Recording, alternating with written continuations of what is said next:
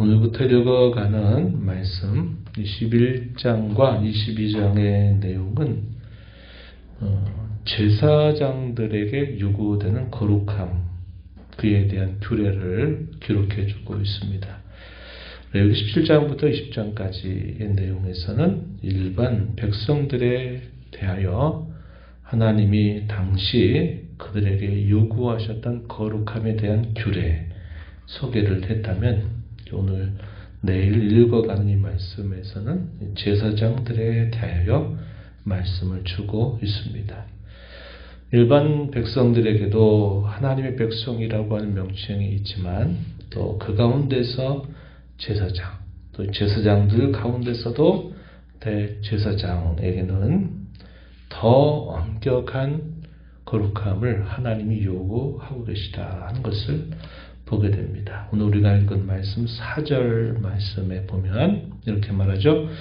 제사장은 그의 백성의 어른인즉 자신을 더럽혀 속되게 하지 말지니라. 여기서 어른이라 하는 이 말의 의미는 하나님을 더 가까이 모시는 자로서 더 중요한 직무를 감당한다 하는 면에서 여기 어른이라는 말을 사용합니다. 그래서 하나님은 더 가까이, 자신을 더 가까이 하는 자들에게 그의 거룩함을 요구하신다 하는 이런 일반적인 원리를 따라서 하나님은 제사장에게, 그리고 대제사장에게는 더 엄격한 그런 모습을 요구하고 있는 것입니다.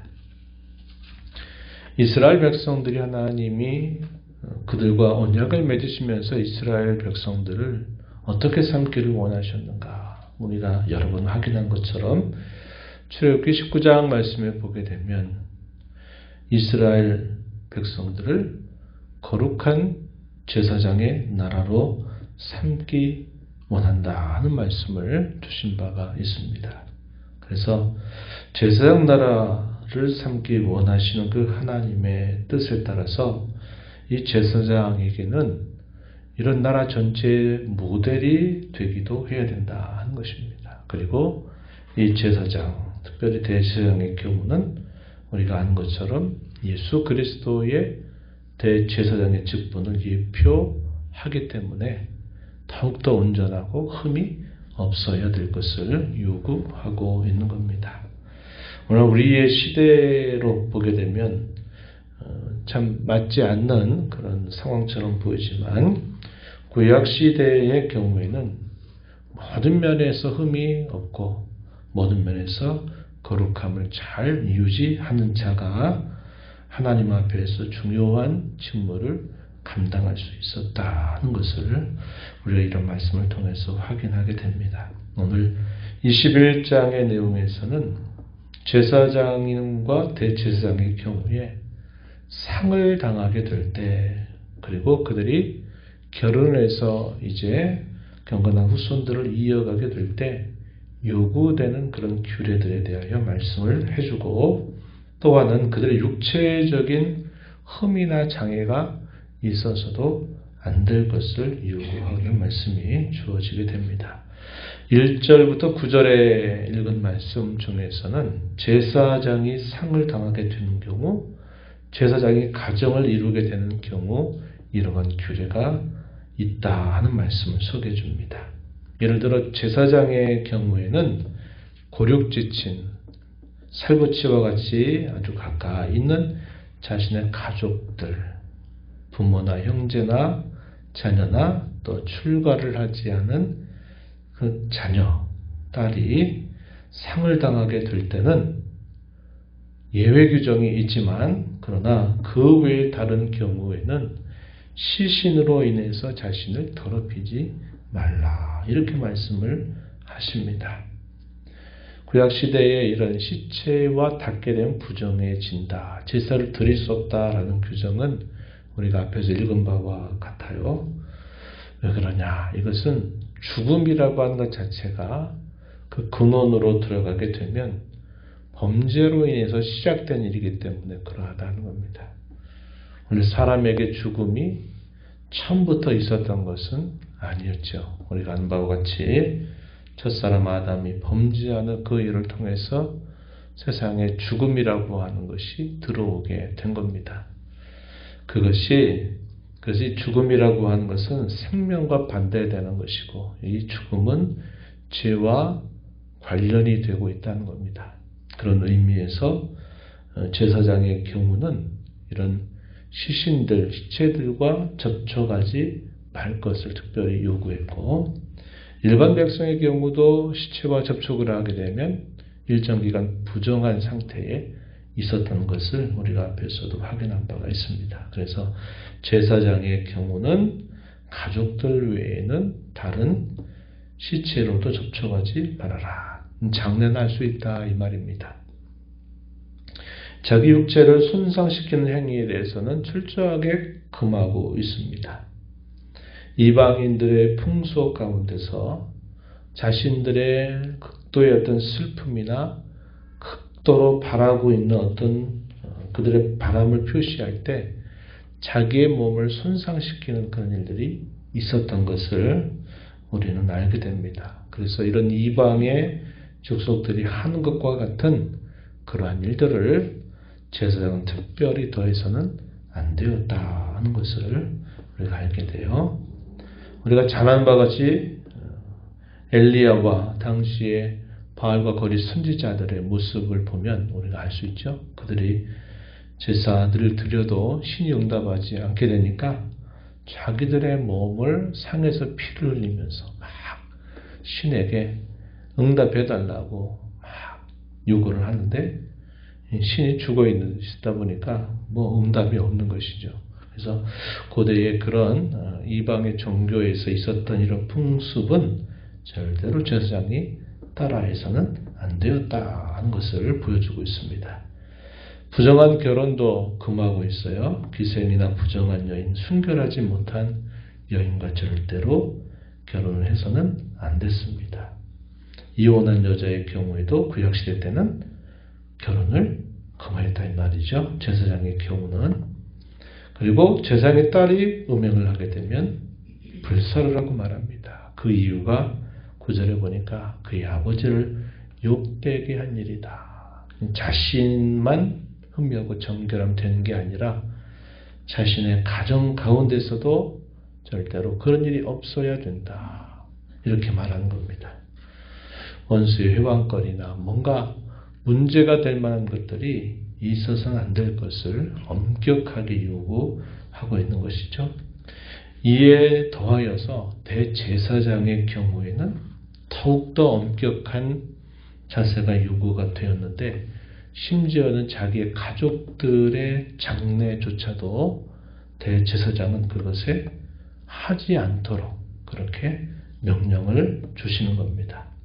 10절 이하로부터 12절 말씀에 보면 부모로 인하여도 더럽 오지게 하지 말아라 이렇게 말합니다. 그래서 제사장의 경우는 가족 같은 경우에는 장례를 함께 할 수 있지만 대제사장의 경우는 그것마저도 하지 않도록 요구받았다 하는 것을 우리가 알게 됩니다.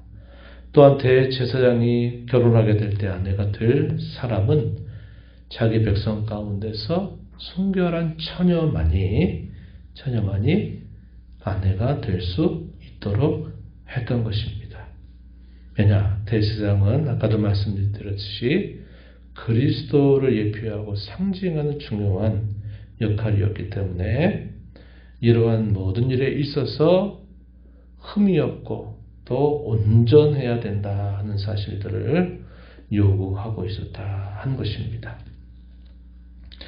또한 이런 제사장들의 어떤 자신들의 주어진 역할들을 수행하게 될 때 반드시 그들에게는 신체적인 장애가 없어야 된다 하는 겁니다.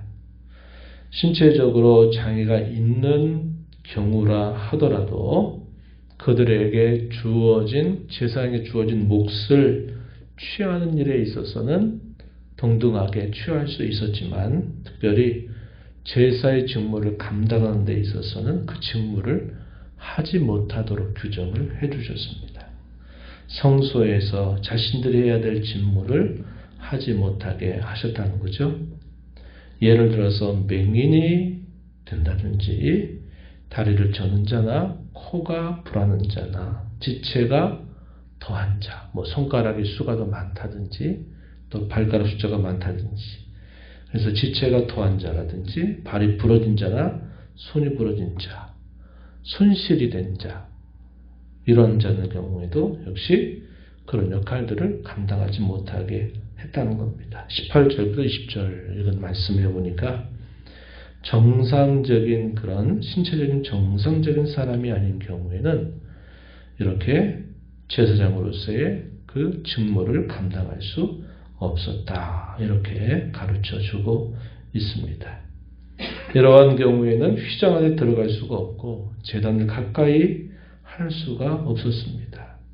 여호와의 화제를 드릴 수도 없게 했습니다. 또한 제사장 아론의 자손이라 하더라도 이러한 경우에는 제사장이 될 수 없도록 그렇게 규정이 되었다 한 겁니다. 그러한 이유에 관해서 설명해 주시기를 3번씩이나 나는 그들을 거룩하게 하는 여호와이기 때문이다. 그 이유를 이렇게 말씀하고 있다 한 겁니다. 그래서 단순히 우리가 앞에서 살펴본 것처럼 하나님께서 거룩하다 해서 그 백성들에게 거룩을 요구하실 때는 특별히 이 구약시대의 경우는 죄로부터 그들이 정결해야 되는 것뿐만 아니라 그들의 일상적인 모든 삶 속에서 모든 사람들과 구별되어야 될 것조차 하나님은 요구하셨다 한 겁니다. 그래서 하나님이 요구하시는 이 거룩함은 어떤 한 영역에 제한되는 것이 아니라 그들이 제사와 관계된 이런 종교적인 의무에서뿐만 아니라 그들의 일상적인 모든 면에서 온전함을 요구받고 있다는 것을 우리가 알게 되는 것입니다. 저와 여러분은 어떤 사람들이 됐습니까? 예수 그리스도 안에서 우리는 왕같은 제사장으로 부름받은 사람들이죠. 또 우리는 복음의 제사장들로 세움받은 사람들입니다. 모든 성도는 복음의 제사장이고 왕같은 제사장이 된 것입니다. 그래서 우리는 우리 주님의 아름다운 덕을 선전하기 위해서 우리에게 남다른 구별된 삶을 요구받고 있다라는 점에 있어서 우리는 늘 이런 부분들을 생각하고 살아야 되겠고, 특별히 일반 성도 가운데서도 교회 가운데 중직으로 또 부름을 받아 수고하고 섬기는 성도들에게는 더욱더 하나님이 더 거룩함을 요구하고 계시다 하는 사실을 기억해야 합니다. 이런 부분들에 있어서 흠이 생기고 문제가 생기게 되면 결국 그것이 그 사람에게 개인에게만 해가 되는 것이 아니라 그 사람과 관계된 모든 일에 있어서 여러 해를 끼칠 수 있기 때문에 그러한 것입니다. 우리가 얼마 전 디모데 전서 후서 말씀을 함께 읽은 바 있죠. 또 거기에 덧붙여 디도서 같은 경우에는 목회 서신으로 우리가 알고 있는 부분인데, 그 목회 서신에서는 교회 가운데 세울 일꾼들에 대하여 특별히 요구되는 사항들을 언급해 주고 있습니다. 그 중요한 목적이 무엇인지 우리가 반복적으로 확인했던 교훈이 무엇이냐면, 하나님의 말씀이 회방받지 않게 된다 이 말이죠. 원수 마귀의 공격의 빌미를 주면 안 된다 하는 겁니다. 그래서 그러한 일들 때문에 더 일반 성도들보다도 앞서 세움받은 자들에게는 더 흠이 없을 것을 요구하고 있는 것과 마찬가지임을 우리가 보게 됩니다.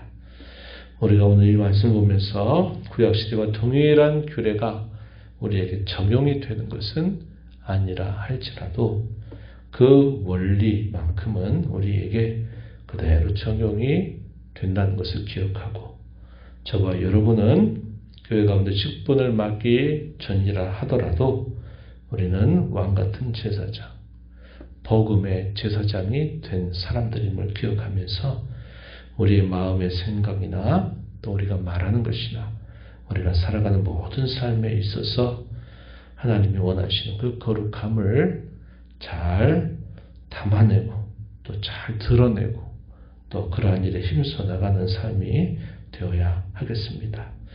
오늘도 저와 여러분의 삶을 통해서 다른 사람들이 저와 여러분의 행심들을 보면서 우리 하나님께 영광이 되는 그런 복된 삶을 살아가기를 다짐하고 힘써 나가게 되기를 바랍니다. 하나님 아버지, 지난밤에도 아버지 은혜로 잘 쉬게 하셨다가 이 새벽 시간 저희들을 깨워주셔서 오늘도 새날을 허락하신 하나님, 우리에게 또 새로운 기회를 허락하신 하나님 앞에 나와서 찬양을 드리며 말씀에 귀를 기울이며 또 받은 말씀을 가지고 기도하며 주의 은혜의 보좌 앞에 세워주심을 감사합니다.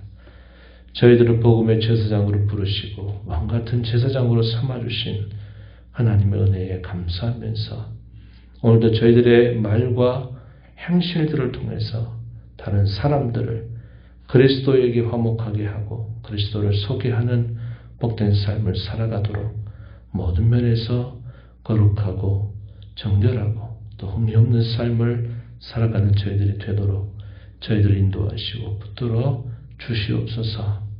아버지 앞에 은혜를 구하는 모든 심령들의 간구를 기울여 주시며 응답하시기를 바라고 예수님 이름으로 기도하옵나이다. 아멘.